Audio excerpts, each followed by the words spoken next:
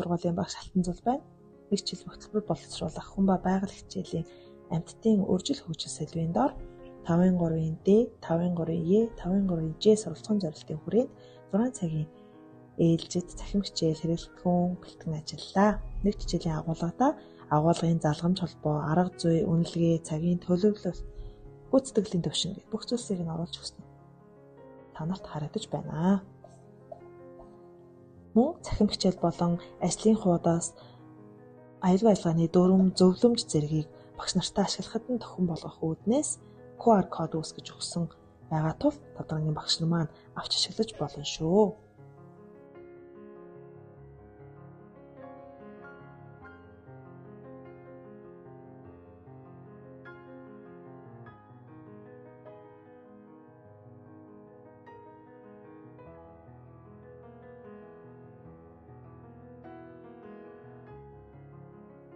За ингээд дэлгэцэн дээр та бүхэн 6 цагийн ээлжтүүд маань харагдаж байна. Ээлжид хичээлбүүд дээр тарааж өгөх материал, аюулгүй ажиллагааны дүрм, ажлын хуудас зэргийг оруулж өгсөн байгаа.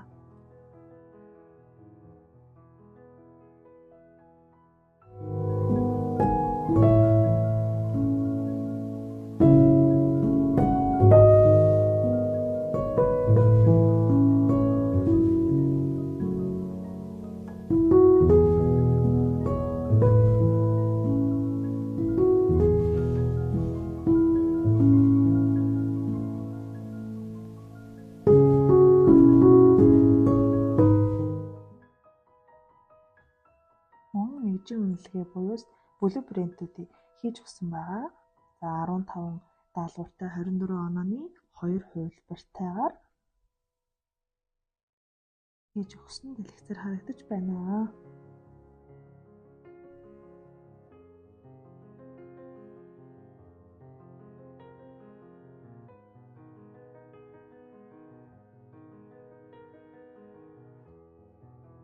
Хэрэглэгдэхүүний жагсаалтыг оруулж өглөө.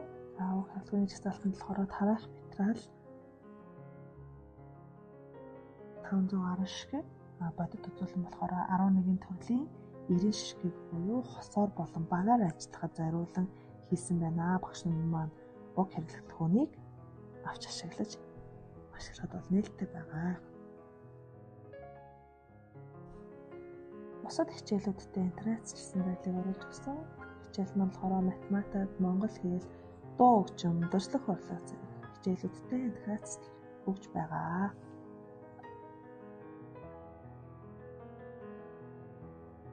Одоо дэлгэцээр та бүхэндээ уг 6 цагийн ээлжтийн хүрээнд хийсэн бодит хэрэглэгдэхүүнүүдийг харуулж байна. Хамгийн ихний хэрэглэгүүд нь болохоор Царцаа баяр вэхийн ижил ба ялгаатай талыг харуулахын тулд Элдер Вэний диаграмыг гарын дорх материал буюу зөөлөн хэсгийг ашиглан бүтээсэн. Сурагчид үүн дээр амьтдаас байрлуулаад төсөөдөө ялгаатай талыг нь гаргаж ирэхэд илүү төхөн болно гэж бодож байгаа. За уг хэрэглэгдэхүүн нь болохоор эргүүлээ дараа нь математикийн хичээлдээ болон өөр хичээлүүдтэй бас ашиглах боломжтойгоор хийж өгсөн.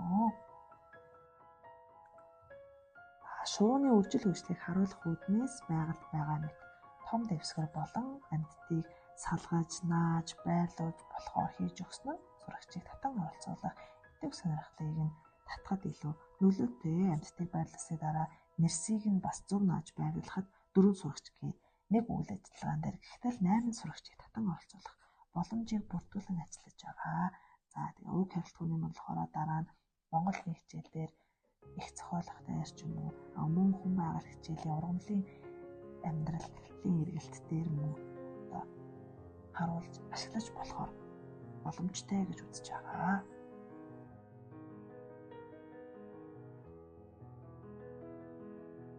Нэг том дэвсгэрээ болохоор дараагийн хичээл дээр ашиглахаар хийсэн тул зарцааны үржил хөгжил дээр мөн л амьтдыг нэрлэж байрлуулах үйлийг хийн. Сурагчид болохоор барьж мэдсэн зүйлээ маш удаан мартдаг гэж үздэг учраас сурагчдад илүү ойлгомжтой байх үүднээс уг хэрэглэгдэхүүнүүдийг хийсэн байгаа.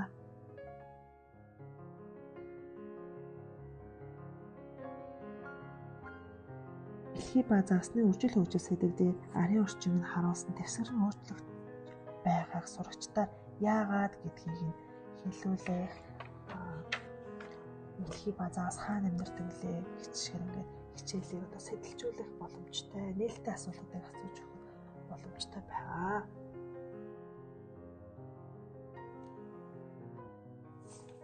Бяцхан ертөнд үзүүлэг дэлхий ба эрвээхийн үржил хөгжлийг сурагчдаар өөрсдөө наалгах, нэгжлийг нь хэлүүлэх, бичүүлэх, дарааллыг нь тогтоолгох үйлдэл дөхөн юм болов уу гэж хийсэн байгаа. Сурагчид өөрсдөө нааж хийж бүтээсэн зүйлээ удаан марттай сайн талтай.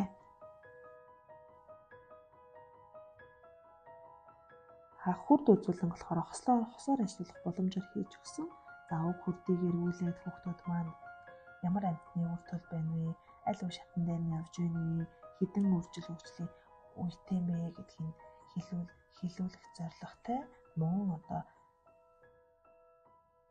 хэрэглэгдэх юм болохоор ямар нэгэн хэлхүүнтэй ажиллах, аюулгүй ажиллагааны дүрм бас байгаа учраас хүүхдүүд яаж ашиглахаа тэрнээс хараад ойлгох боломжтой гэж бодож байгаа. За тэгээ шувуу, зарцаа, загас, мэлхий амьтдын үржил хөгжлөөр уг хэрэглэгдэх хүртэх хийсэн байгаа. Дараагийн хэрэглэгдэх маань гэрэлтүүлэгч үзүүлэн байгаа. Үүнийг болохоор багаар болон хосоор ажиллахад зориулан бүтээсэн. Сурагчид гарч идэнг авч эрэл хайгуулхийг олсон амьтнаа нэрлэн, бичин. За багаар бол багийнхаа гишүүд бүгд нөгөө өгөнтэй одоо би нэгээс чай, чи бичдэг, чи нэрлдэг нь байж, чи зурх нь гэж юм ингээд үргэлжүүлж өгөхөд бас илүү тохиомтой, сонирхолтой хүүхдүүдийн өөрсдийнх нь оролцоо их хичээлээ сонирхолтой байх болов гэдэг үгнээс уг хэлтгүүнүүд бэлдсэн байгаа. За эрвээхээ мөн дэлхий, шувуу, зарцаа, загас зэрэг амьтдын үржил хөгжлөлтөөр орж байгаа 5 амьтнаараа уг хэлтгүүнийг хийсэн байгаа.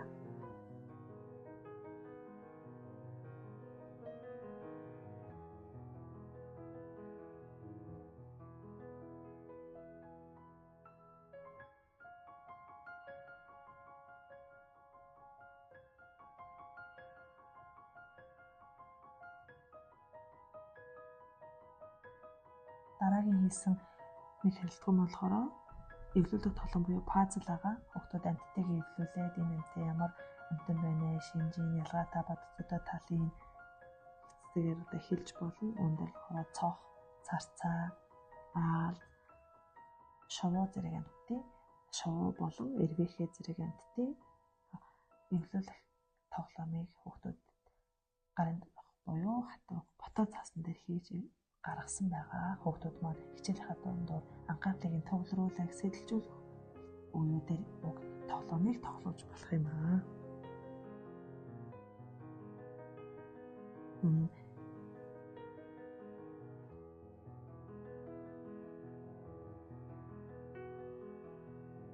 Уг нэгж хичээлийн хөтөлбөр маань 3 дугаар улирал заагдах сэдвүүд байгаа учраас 5 дугаар ангийн багш нар маань авч ашиглахад нээлттэй шүү.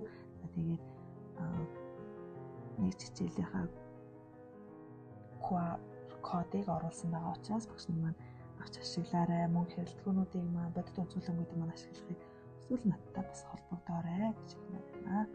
Анхаарал татсан та нартай маш их баярлалаа.